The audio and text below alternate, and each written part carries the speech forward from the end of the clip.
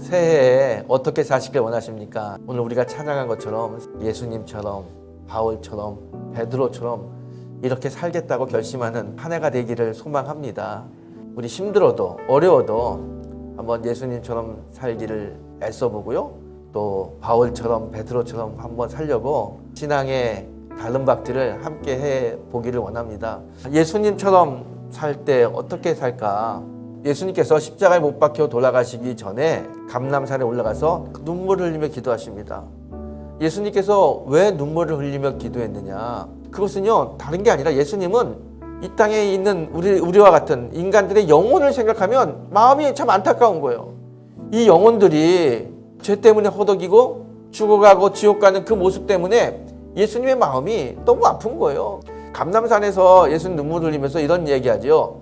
예루살렘의 딸들아, 나를 위하여 울지 말고 너와 내 자녀를 위해서 울어라 그래요. 저는 오늘 예수님처럼 살 수 없을까라는 이 가사를 같이 노래하면서 정말 예수님이 우리들의 영혼을 보고 울었던 것처럼 우리도 특별히 우리 자녀들의 그 영혼을 보고 좀 우는 그런 부모가 됐으면 좋겠다는 생각합니다. 올 한 해 우리가 어떻게 살까 이야기할 때 자녀들의 영혼을 위해서 함께 우는 그런 부모가 되기를 소망합니다. 정말 우리 자녀를 위해서 신앙적으로 어떻게 자녀들이 신앙생활 잘 할 수 있을까 우리 고민해야 돼요. 어떻게든지 집안의 전체적인 분위기를 좀 영적인 분위기로 만들기를 부탁드립니다. 새해 어떻게 살 것이냐?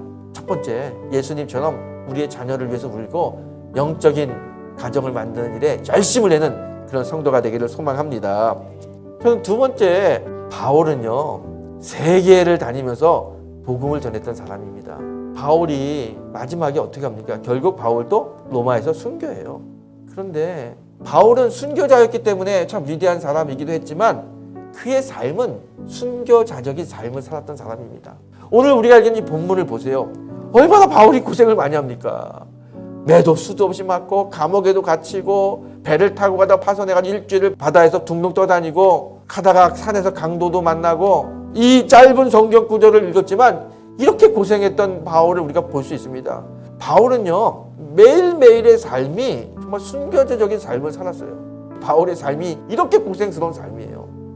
뭐 때문에 이렇게 고생해요, 바울이? 다른 거 아닙니다. 오직 복음. 복음을 위해서 이렇게 고생한 거예요.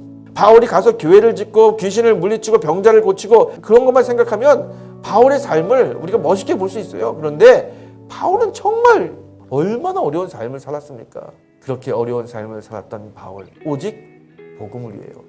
저는 우리가 바울처럼 복음을 위해서 순교자적인 삶을 살았으면 좋겠다라는 생각합니다. 우리는 복음이 얼마나 놀라운 진리이고 얼마나 축복적인 삶이 잘 알고 있습니다. 근데 아는 게 중요한 거 아니라 복음적인 삶을 사는 게 중요하죠.